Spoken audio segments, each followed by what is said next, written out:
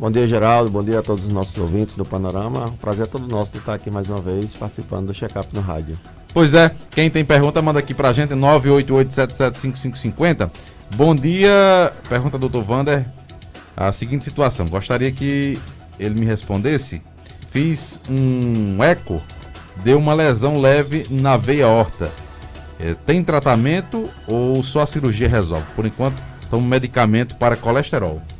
Bom dia, agradeço pela pergunta interessante. Via de regra, as lesões tanto da aorta quanto lesões de válvulas, eu não sei se ela se referiu aí à válvula aórtica ou à própria aorta ascendente, que é a principal artéria que sai do coração em direção ao corpo para distribuir o sangue. Mas, via de regra, tanto a aorta quanto as válvulas que estão dentro do coração, a válvula mitral, tricúspide, aórtica e pulmonar, elas são classificadas no ecocardiograma em 3 níveis, né? O nível leve ou discreto, o nível moderado, que já é intermediário, e o nível grave, severo ou importante. Todos têm o mesmo significado, que é quando você tem, geralmente, uma lesão que começa a dar comprometimento na estrutura e no funcionamento do coração. O coração ele começa a se desorganizar, a sua estrutura, e ele começa a deixar de funcionar adequadamente. E aí você tem as lesões chamadas graves, severas ou importantes. Muda de termo dependendo do médico que fez e que emitiu o laudo. Mas, via de regra, as lesões que são consideradas leves, lesão leve da aorta, lesão leve da válvula aórtica, lesão leve da válvula mitral, elas requerem apenas atenção ou tratamento expectante, como nós falamos. Via de regra, não há nenhum tratamento, especialmente cirurgia, não entra em cogitação quando você tem uma lesão leve que é detectada no ecocardiograma. O que se faz habitualmente é tomar as medidas e as precauções para que essas lesões elas não progridam. E aí a gente entra naquela seara de fazer aquelas prevenções que nós sempre colocamos aqui, né? Controlar bem a pressão, controlar bem as taxas de glicose, do colesterol, manter um ritmo de vida saudável, fazer atividade física, dieta, tudo isso para evitar a piora dessas lesões, evitar comer com muito sal e todas aquelas recomendações que nós, via de regra, fazemos por uma vida e um coração mais saudável.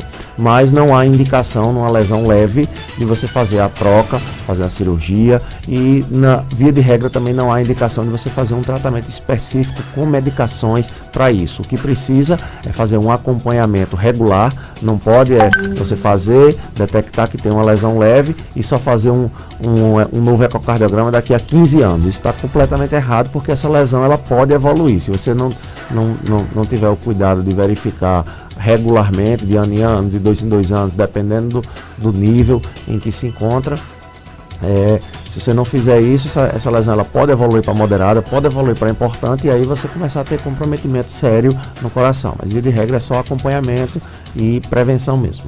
Temos pergunta 988-775550, vamos ouvir? Bom dia, doutor. Doutor, todo dia que eu vou caminhar, eu começo caminhando, depois vou correndo, eu sinto uma dor tão fina no meu peito que eu passo meia hora para voltar a respirar normal. Isso é problema no meu coração? O que é? Tire minha dúvida, por favor. Bom dia, minha amiga. Obrigado pela sua pergunta. É uma pergunta interessante que pode preocupar muita gente também, não só você. Pela descrição que você está dando aí, a gente não consegue dar uma certeza absoluta do que se trata. Seria preciso que a gente conversasse e interrogasse sobre outros cenários, outras situações, perguntar outros detalhes dessa sua dor, investigar os seus históricos familiares, fazer um exame físico e talvez até alguns exames complementares para a gente definir de fato de onde vem a sua dor. Mas, inicialmente, pelo menos de maneira preliminar, gostaria de tranquilizar você, não fazendo com isso com que você dê por encerrada essa investigação, mas pelo menos inicialmente tranquilizar você, porque há 2 detalhes desse seu relato que eles sugerem que pode não ser cardiológica essa sua dor no peito. Primeiro, o fato de que a dor no peito é fina, e segundo, o fato de que você disse que leva em torno de 30 minutos para poder voltar a respirar normal. Se isso é o que eu entendi direito, provavelmente essa dor ela vem quando você respira. Se é o que eu consegui compreender da sua frase, você está me dizendo que quando corre, sente essa dor e aí toda vez que respira, a dor aparece. E aí vai levar uns 30 minutos para desaparecer e você conseguir respirar normal. Se foi isso mesmo, essas duas características, o fato de a dor ser fina e ela ser ventilatório dependente, ela depende da ventilação ou da respiração, elas diminuem drasticamente, diminuem consideravelmente a possibilidade de que isso seja do coração. Mas, entretanto, não cabe aqui a gente encerrar essa investigação. Talvez seja prudente, ou talvez não, certamente é prudente que você marque uma consulta médica, talvez até com o clínico geral ou com o ortopedista inicialmente, porque é o que está aparecendo, um caso osteomuscular, e se aí não for confirmado isso, eventualmente fazer uma investigação cardiológica associada, tá bom? Um abraço. O Pedro do Centro está desejando aqui, centro da cidade de Caicó, está no centro, está desejando bom dia, está perguntando se o infarto tem como prevenir em 100%. Pedro, quem dera que a gente tivesse essa capacidade. Bom dia para você também, meu amigo. A gente, em 100% a gente não tem. A gente tem, na verdade, possível.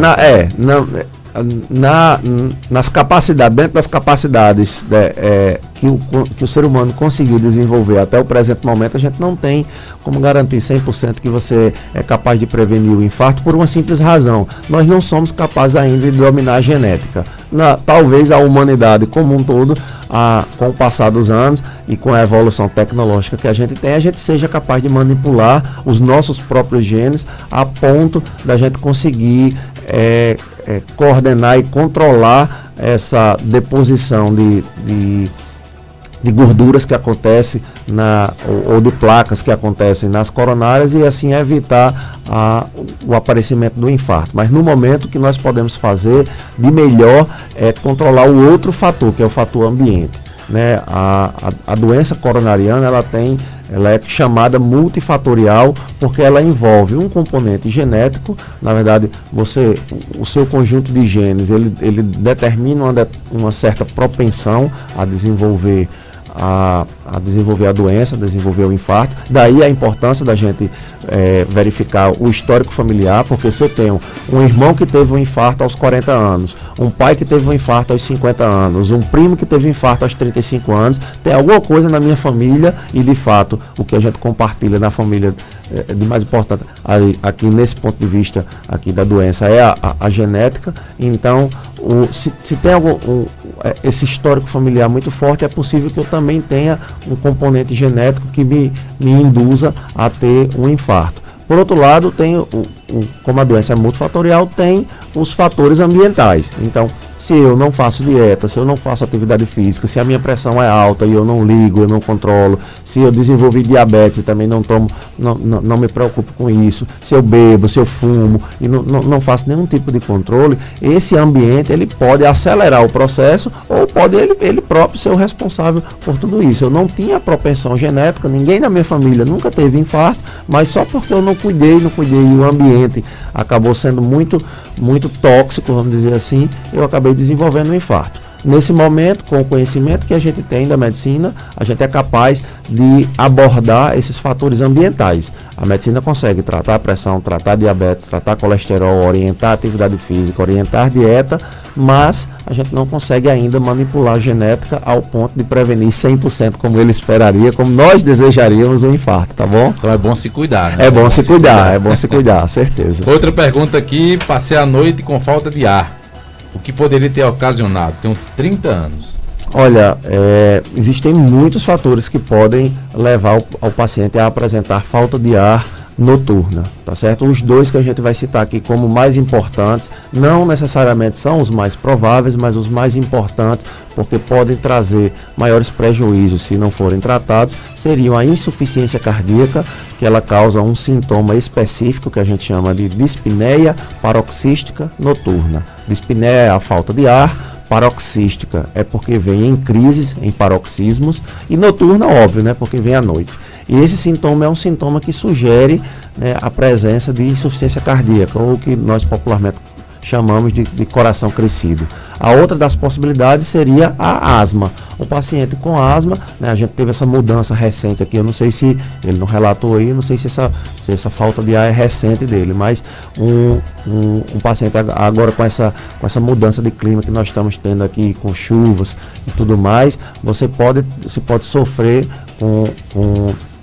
com essa mudança climática e começar a apresentar sintomas de asma, e um dos sintomas de asma são crises noturnas de falta de ar. Então, esses dois são duas das possibilidades, mas existem muitas outras. A gente alerta para as principais, ou não vou nem dizer as principais, para as que podem trazer mais transtornos para o paciente. A Francilene está dizendo aqui, doutor Wander, que quando vai caminhar começa uma coceira no corpo, queimando, uma coceira insuportável.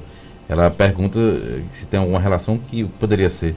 Tem uma relação, sim. Eu vou dizer para você, eu não sei se isso está nos livros, mas eu sinto exatamente a mesma coisa. Eu vou dizer para você o que é que eu faço para resolver. Eu continuo caminhando e passa, certo? Sabe o que é que eu acho? É verdade, de fato. Eu já li alguns livros de fisiologia do exercício, não há nenhum comentário acerca disso. Mas como eu já tive isso no meu corpo, eu elaborei uma teoria sobre isso. Eu acredito que é devido à liberação de algumas substâncias que fazem com que